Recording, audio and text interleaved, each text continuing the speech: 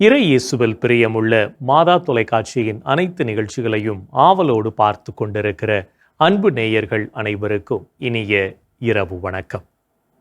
ஒவ்வொரு நாளும் இந்நிகழ்வின் வழியாக நமது நல்வாழ்விற்கு தேவையான பல நல்ல சிந்தனைகளை நாம் தெரிந்து கொண்டிருக்கிறோம். இன்றும் ஒரு அருமையான சிந்தனையைத்தான் நான் உங்களோடு பகிர்ந்து கொள்ள ஆசைப்படுகிறேன். கடவுள் நம் ஒவ்வொருவரையும் அளவற்ற விதமாக அன்பு செய்கிறார். நாமும் மற்றவர்களை அன்பு செய்து வாழ வேண்டும் என்பதுதான் அவரின் விருப்பம். நம்மால் எல்லோரையும் அவர்கள் இருப்பது போன்று ஏற்றுக்கொள்வது என்பது கடினமாக இருக்கின்றது.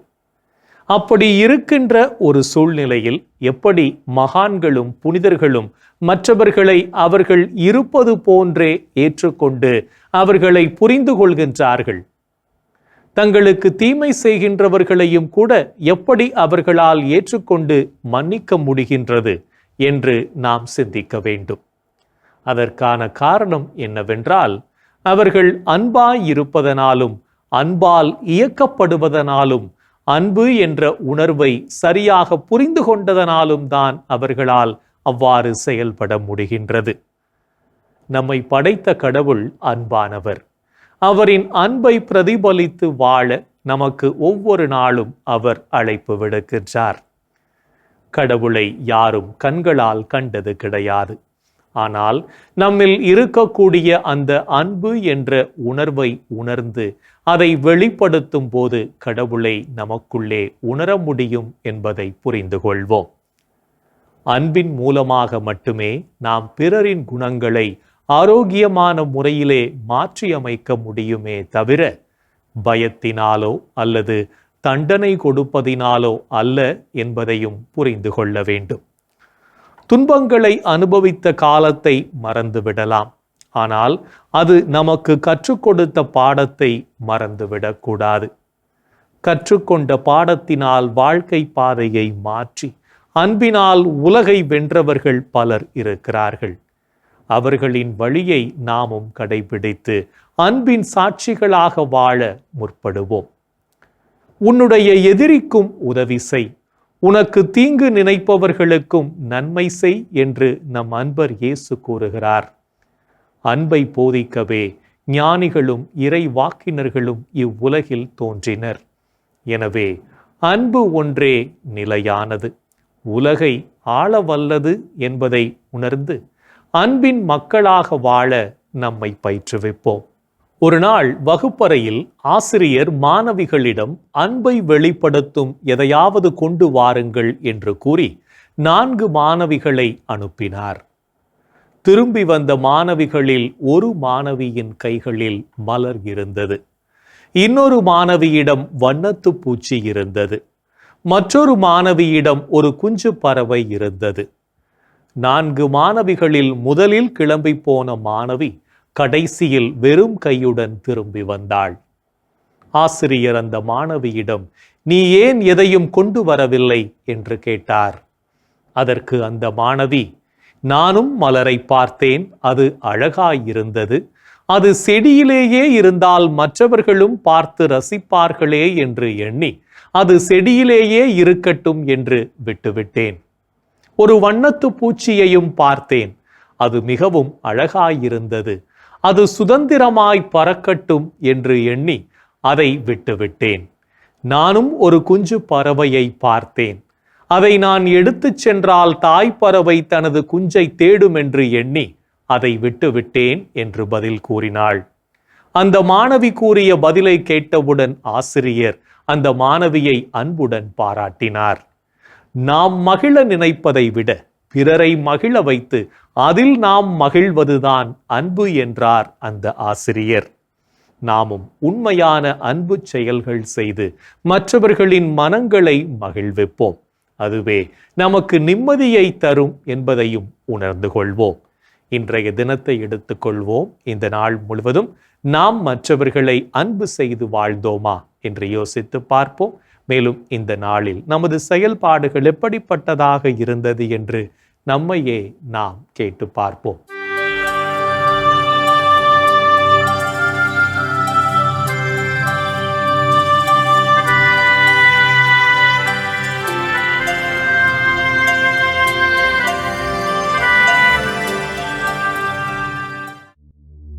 இன்று நீங்கள் உங்கள் மனதை தூய்மையுடன் வைத்துக் கொண்டீர்களா? அமைதி அருளும் கடவுள்தாமே உங்களை முற்றிலும் தூய்மையாக்குவாராக. அவரே நம் ஆண்டவர் இயேசு கிறிஸ்து வரும்போது உங்களுடைய உள்ளம், ஆன்மா, உடல் அனைத்தையும் குற்றமின்றி முழுமையாக காப்பாராக. இன்று நீங்கள் மற்றவர்களை பழிவாங்கும் எண்ணத்தோடு நடந்து கொண்டீர்களா? பழி வாங்குவோர் ஆண்டவரிடமிருந்து பழிக்கு பழியே பெறுவர். ஆண்டவர் அவர்களுடைய பாவங்களை திண்ணமாய் நினைவில் வைத்திருப்பார். இன்று நீங்கள் உங்களோடு உள்ளதை மற்றவரோடு பகிர்ந்து கொண்டீர்களா? பணத்தை உன் சகோதரர்களுக்காகவோ நண்பர்களுக்காகவோ செலவிடு. அழிந்து போகும்படி அதை கல்லுக்கு அடியில் மறைத்து வைக்காதே. இன்று நீங்கள் உங்களிடம் கொடுக்கப்பட்ட பணத்தை நேர்மையோடு கையாண்டீர்களா? செல்வத்தின் மீதுள்ள விழிப்பு உடலை நலியச் செய்கிறது. அதை பற்றிய கவலை உறக்கத்தை துரத்தியடிக்கின்றது. இன்று நீங்கள் கடவுளை போற்றி புகழ்ந்தீர்களா? நமது வலிமையாகிய கடவுளை மகிழ்ந்து பாடுங்கள். யாக்கோபின் கடவுளை புகழ்ந்து ஏத்துங்கள். இன்று நாம் எப்படிப்பட்ட செயல்களை செய்திருக்கிறோம் என்று நம்மையே நாம் திரும்பி பார்த்த வேளையில் பல செயல்கள் இறைவனுக்கு ஏற்புடையதாக இருந்தாலும் சில செயல்கள் இறைவனுக்கு எதிராகவும் அமைந்திருக்கும். அத்தகைய தருணங்களுக்காக மனம் வருந்தி மன்னிப்பு கேட்டு மனத்துயர் மன்றாட்டை ஜெபிப்போம்.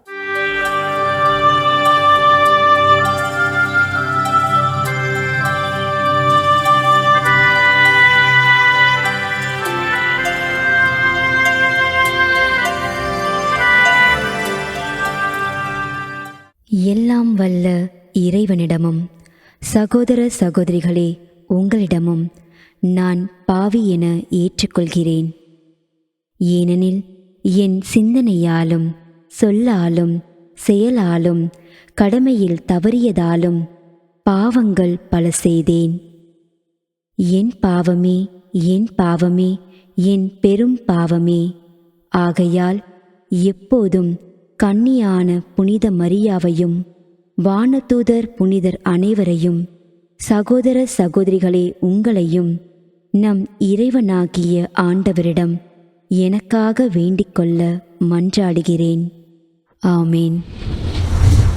மனத்துயர் மன்றாட்டை செபித்ததன் வழியாக இறைவனிடமிருந்து மன்னிப்பை பெற்றிருப்போம் என்ற நம்பிக்கையோடு இறை வேண்டலில் இணைவோம்.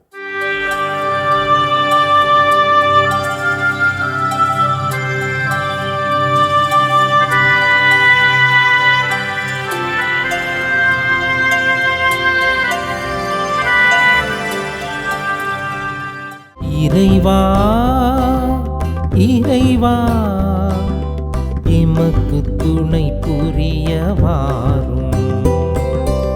இறைவா இறைவா எமக்கு துணை புரிய வாரும். ஆண்டவரே எமக்கு துணை புரிய விரைந்து வாரும். ஆண்டவரே எமக்கு துணை புரிய விரைந்து வாரும். தந்தைக்கும் மகனுக்கும் தூய ஆவியாருக்கும் மாட்சி உண்டாவதாக. தொடக்கத்தில் இருந்தது போல் இப்பொழுதும் இப்பொழுதும் என்றென்றும் இருப்பதாக.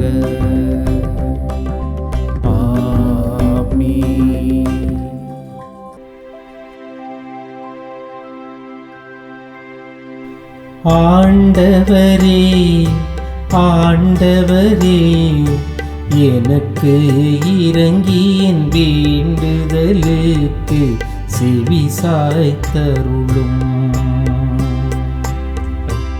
ஆண்டவரே ஆண்டவரே எனக்கு இரங்கி என் வேண்டுதலுக்கு செவி சாய்த்தருளும். அல்லேலூயா அல்லேலூயா அல்லேலூயா அல்லேலூயா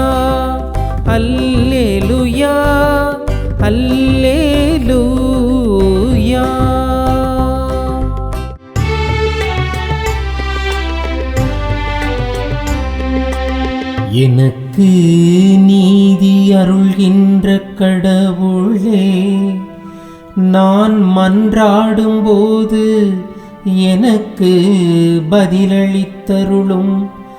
நான் நெருக்கடியில் இருந்தபோது நீர் எனக்கு துணை புரிந்தீர். இப்போதும் எனக்கு இறங்கி என் வேண்டுதலுக்கு செவி சாய்த்தருளும்.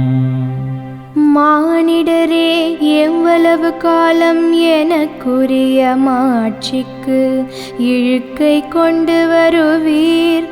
எவ்வளவு காலம் வெறுமையை விரும்பி பொய்யானதை நாடே செல்வீர்? ஆண்டவர் என்னை தம் அன்பனாய் தேர்ந்தெடுத்துள்ளார் என்பதை அறிந்து கொள்வேன். நான் மன்றாடும் போது அவர் எனக்கு செவி சாய்க்கின்றார். சினமுற்றாலும் பாவம் செய்யாதீர். படுக்கையில் உங்கள் உள்ளத்தோடு பேசி அமைதியாயிருப்பீர். முறையான பலிகளை செலுத்துவீர். ஆண்டவரை நம்புவீர். நலமானதை எங்களுக்கு அருள யார் உள்ளர் என கேட்பவர் பலர். ஆண்டவரே, எங்கள் மீது உம் திருமுக ஒளி வீசச் செய்யும். தானியமும் திராட்சையும் நன்கு விளையும் காலத்தில் மக்கள் அடையும் மகிழ்ச்சியை விட மேலான மகிழ்ச்சியை நீர் என் உள்ளத்திற்கு அளித்தீர். இனி நான் மனது அமைதியுடன் படுத்து உறங்குவேன். ஏனெனில் ஆண்டவரே, நான் தனிமையாக இருந்தாலும் நீரே என்னை பாதுகாப்புடன் வாழச் செய்கின்றீர். தந்தைக்கும் மகனுக்கும் தூய ஆவியாருக்கும் மாட்சி உண்டாவதாக. தொடக்கத்தில் இருந்தது போல் இப்பொழுதும் எப்பொழுதும் என்றென்றும் இருப்பதாக. ஆமென். ஆண்டவரே, ஆண்டவரே, எனக்கு இறங்கி என் வேண்டுதலுக்கு செவி சாய்த்தருளும். ஆண்டவரே, ஆண்டவரே, எனக்கு இறங்கி என் வேண்டுதலுக்கு செவி சாய்த்தருளும். அல்லேலூயா, அல்லேலூயா, அல்லேலூயா, அல்லேலூயா, அல்லேலூயா, அல்லேலூயா.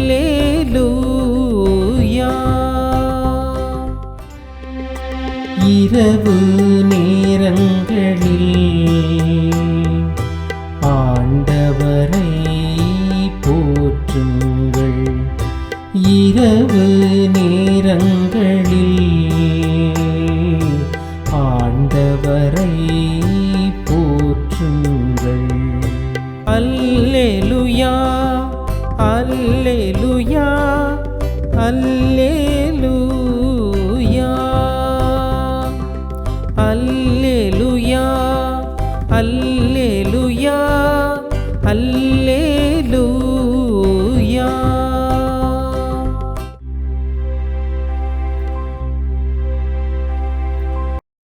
இரவு நேரங்களில் ஆண்டவரின் இல்லத்தில் பணி செய்யும் ஆண்டவரின் ஊழியரே, நீங்கள் அனைவரும் ஆண்டவரை போற்றுங்கள். தூயகத்தை நோக்கி கைகளை உயர்த்தி ஆண்டவரை போற்றுங்கள்.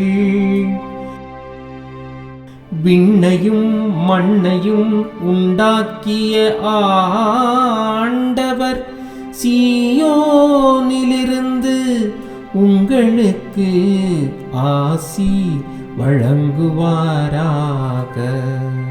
தந்தைக்கும் மகனுக்கும் தூய ஆவியாருக்கும் மாட்சி உண்டாவதாக. தொடக்கத்தில் இருந்தது போல் இப்பொழுதும் எப்பொழுதும் என்றென்றும் இருப்பதாக. ஆமென். இரவு நேரங்களில் ஆண்டவரை போற்றுங்கள். இரவு நேரங்களில் ஆண்டவரை போற்றுங்கள். அல்லேலூயா அல்லேலூயா அல்லேலூயா அல்லேலூயா அல்லேலூயா அல்லேலூயா.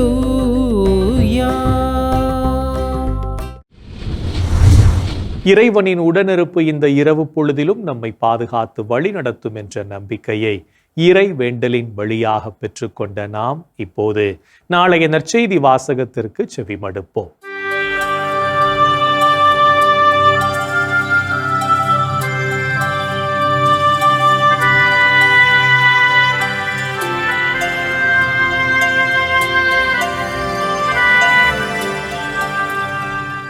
நாளைய திருப்பலி வாசகங்கள்.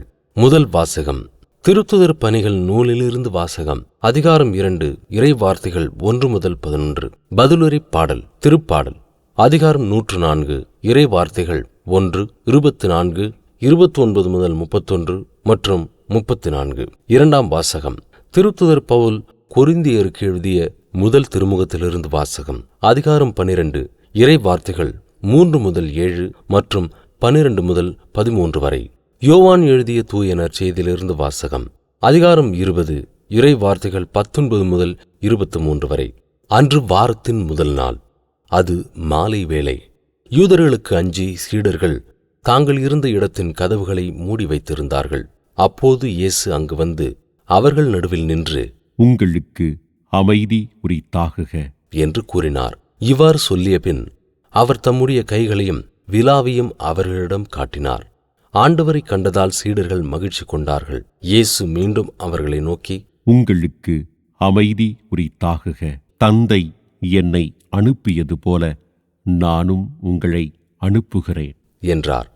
இதை சொன்னபின் அவர் அவர்கள் மேல் ஊதி, தூய ஆவியை பெற்றுக்கொள்ளுங்கள்.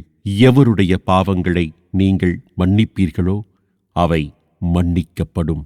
எவருடைய பாவங்களை மன்னியாதிருப்பீர்களோ அவை மன்னிக்கப்படா என்றார்.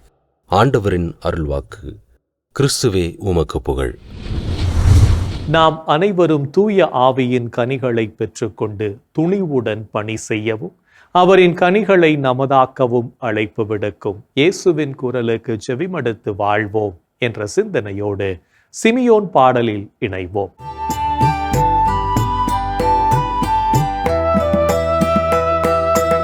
ஆண்டவரே, நாங்கள் விழித்திருக்கும் போது எங்களை காத்தருளும்.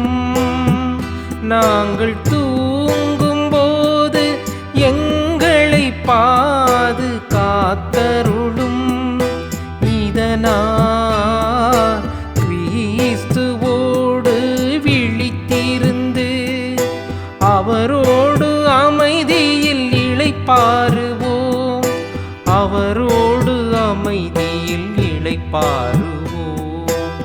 ஆண்டவரே, நாங்கள் விழித்திருக்கும் போது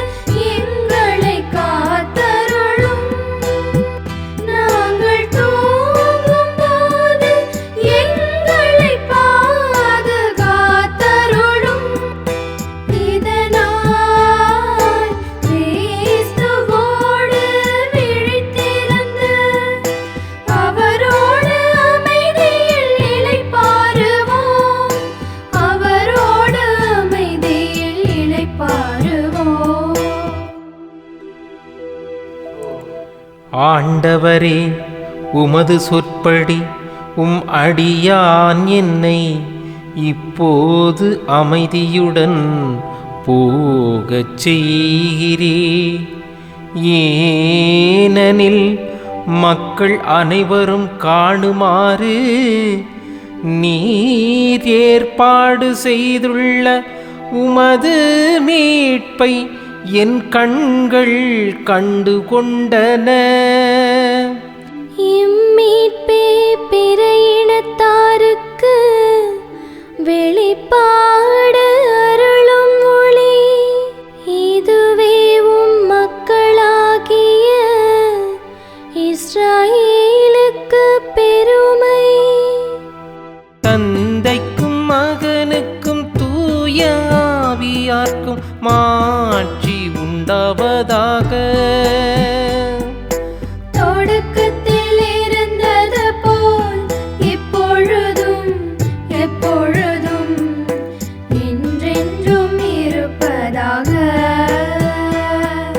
ஆமென். ஆண்டவரே, நாங்கள் விழித்திருக்கும் போது எங்களை காத்தருளும். நாங்கள் தூங்கும் போது எங்களை பாதுகாத்தருளும். இதனால் கிறிஸ்துவோடு விழித்திருந்து அவரோடு அமைதியில் இளைப்பாறுவோம். அவரோடு அமைதியில் இளைப்பாறுவோம். இறைவன் நம்மை ஒவ்வொரு நொடிப்பொழுதும் அற்புதமாய் வழிநடத்தி கொண்டிருப்பதை சிமியோன் பாடல் வழியாக உணர்ந்து ஜெபித்த நாம் இப்போது நாளைய பெருவிழாவை பற்றி பார்க்கலாம்.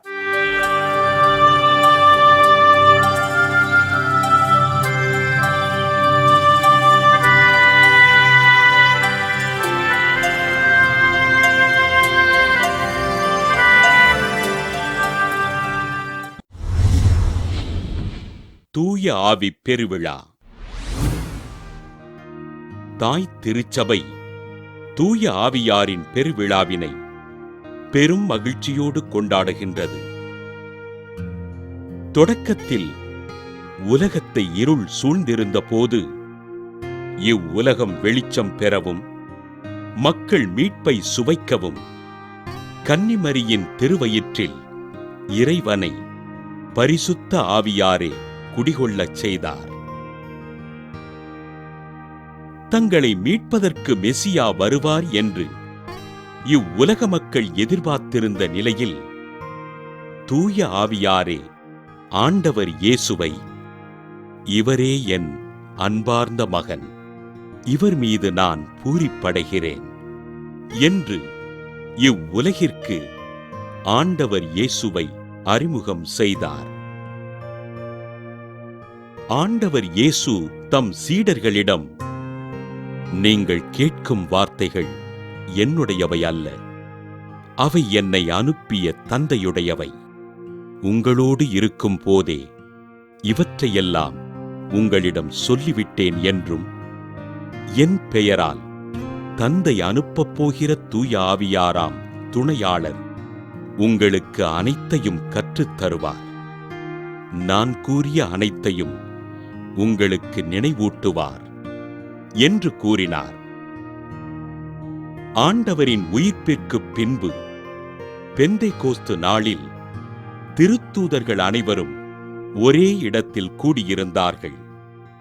திடீரென்று கொடுங்காற்று வீசுவது போன்று ஓர் இரைச்சல் வானத்திலிருந்து உண்டாகி அவர்கள் அமர்ந்திருந்த வீடு முழுவதும் ஒலிக்க, நெருப்பு போன்ற பிளவுற்ற நாவுகள் ஒவ்வொருவர் மேலும் வந்து அமர்ந்தது. தூய ஆவியாரினால் ஆட்கொள்ளப்பட்ட திருத்தூதர்கள் ஒவ்வொருவரும் வெவ்வேறான மொழிகளில் பேசத் தொடங்க, வானத்தின் கீழுள்ள அனைத்து நாடுகளிலும் இருந்து வருகை தந்திருந்த திரளான மக்கள் அனைவரும் அவர்கள் பேசியதை தம் தாய்மொழியிலேயே கேட்டு வியப்படைந்தனர். அன்று திருத்தூதர்கள் நற்செய்தி பணியில் துணையாக இருந்து அவர்களை வழிநடத்திய தூய ஆவியானவர் இன்று திருமுழுக்கு, உறுதி பூசுதல் போன்ற 7 அருட்சாதனங்களின் வாயிலாக நம் ஒவ்வொருவரையும் விசுவாசத்தில் நிலைபெறச் செய்து கிறிஸ்துவின் சாட்சிகளாக வாழ்வதற்கு வழிகாட்டுகின்றார். தூய ஆவியாரின் பெருவிழாவினை கொண்டாடுகின்ற நாம் பரிசுத்த ஆவியானவரின் கொடைகளை பெற்று நல்வாழ்வினை வாழ்வதற்காக பக்தியோடு மன்றாடுவோம். நாளைய பெருவிழாவை பற்றி தெரிந்து கொண்ட நாம் நாளைய தினம் மற்றவர்களின் துன்பத்தில் பங்கெடுப்போம். என் அன்பு சகோதரனே, சகோதரியே, அற்புதமான நாளை நாம் நிறைவேற்றியிருக்கிறோம். இந்த நாளை கடவுள் நமக்கு புதுமையாக கொடுத்திருக்கிறார். பலவிதமான ஆபத்துகளிலிருந்து நம்மை காப்பாற்றியிருக்கிறார். இந்த ஆண்டவருக்கு நாம் நன்றி சொல்ல வேண்டுமே. கடவுளை நாம் போற்றி புகழ்வோமா? அவருக்கு நாம் நன்றி சொல்வோம். இந்த நேரத்தில் என் அன்பு சகோதரனே, சகோதரியே, இந்த நேரத்தில் சிறப்பாக நம் குடும்பங்களுக்கு ஆட்சேபிப்போம். எங்கள் அன்பை உருவான இயேசு ஆண்டவரே, திருக்குடும்பமாய் நீர் வாழ்ந்தீரே. மூவொரு கடவுளாகிய நீர் ஒரே குடும்பமாய் நீர் வாழ்ந்து கொண்டிருக்கிறீரே ஐயா. ஆம் ஆண்டவரே, இந்த குடும்பங்கள் ஒவ்வொன்றும் உமது பிரசன்னமாய் இருக்கிறது. இந்த குடும்பங்கள் அத்தனையும் உமது அன்பை வெளிப்படுத்துவதற்காக நீரே எங்களுக்கு கொடுத்த கொடையாய் இருக்கிறது. ஒவ்வொரு குடும்பமும் தியாகத்தின் மறு உருவாக இருக்க வேண்டும் என்று நீரே ஆசைப்பட்டு, ஆம் இயேசுவே, எங்களது குடும்பங்களிலே பெற்றோர் பிள்ளைகளுக்காக, பிள்ளைகள் பெற்றோருக்காக, கணவன் மனைவிக்காக, மனைவி கணவனுக்காக, இதோ இவர்கள் ஒவ்வொருவரும் தங்களை விட்டு கொடுத்து தியாகம் செய்து அன்பு செய்து ஏற்றுக்கொண்டு வாழக்கூடிய அற்புதமான ஆசீர்வாதங்களை நீர் எங்களது குடும்பங்கள் ஒவ்வொன்றுக்கும் இந்த நேரத்திலே நீர் அபரிவிதமாய் ஆசீர்வாதங்களை அள்ளித்தர வேண்டும் என்று உம்மை கெஞ்சி கேட்கிறோம். எங்கள் அன்பு தாயே, குடும்பங்கள் அத்தனைகளுக்காகவும் ஒவ்வொரு குடும்பத்திற்காகவும் நீங்கள் பரிந்து பேசும்படியாக உம்மை கெஞ்சி கேட்கிறோம் அம்மா.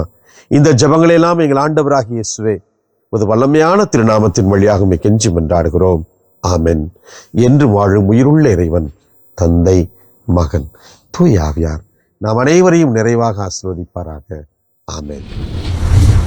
இந்த ஜெபத்தின் வழியாக இறை அருளும் ஆசீரும் நம்மீது நிறைவாக பொழியப்பட்டிருப்பதை உணர்ந்திருப்போம்.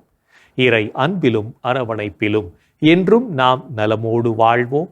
அன்னை மரியாவும் நமக்கு உதவிகள் செய்வார் என்ற நம்பிக்கையோடு அவரின் துணை வேண்டி இந்த நிகழ்வை நிறைவு செய்யலாம். Good night.